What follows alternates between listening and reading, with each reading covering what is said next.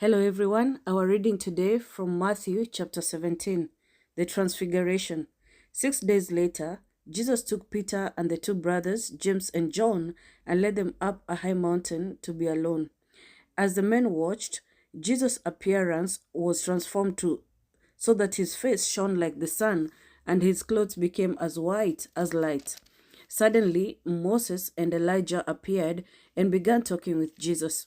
Peter exclaimed, "Lord, it's wonderful for us to be here. If you want, I'll make 3 shelters as memorials, one for you, one for Moses, and one for Elijah."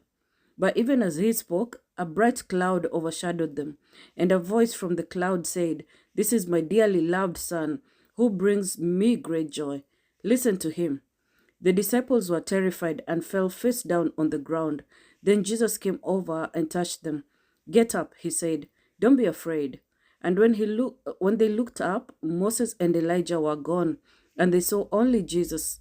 As they went back down the mountain, Jesus commanded, "Don't tell anyone what you have seen until the Son of Man has been raised from the dead." When his disciples asked him, "Why do the teachers of religious law insist that Elijah must return before the Messiah comes?" Jesus replied, "Elijah is indeed coming, first to get everything ready. But I tell you, Elijah has already come. But he wasn't recognized, and they chose to abuse him. And in the same way, they will also make the Son of Man suffer." Then the disciples realized he was talking about John the Baptist. Jesus heals a demon-possessed boy. At the foot of the mountain, a large crowd was waiting for them. A man came and knelt before Jesus and said, "Lord, have mercy on my son. He has seizures and suffers terribly. He often falls into the fire or into the water. So I brought him to your disciples, but they couldn't heal him." Jesus said, "You faithless and corrupt people, how long must I be with you? How long must I put up with you? Bring the boy here." Then Jesus rebuked the demons in the boy, and it left him. From that moment, the boy was well. Afterwards, the disciples asked Jesus privately, "Why couldn't we cast out that demon?" "You don't have enough faith," Jesus said to them.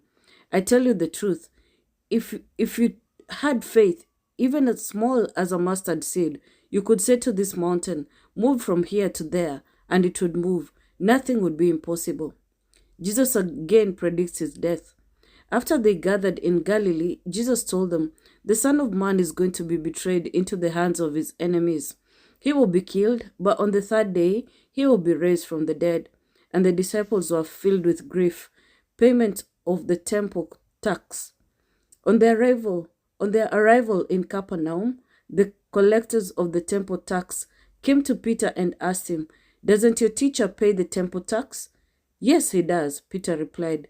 Then he went into the house, but before he had a chance to speak, Jesus asked him, "What do you think, Peter? Do kings tax their own people or the people they have conquered?" "They tax the people they have conquered," Peter replied.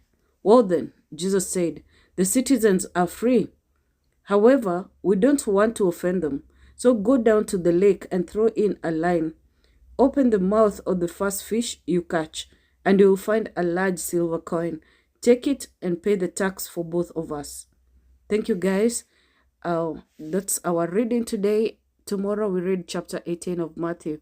Thank you. Bye-bye.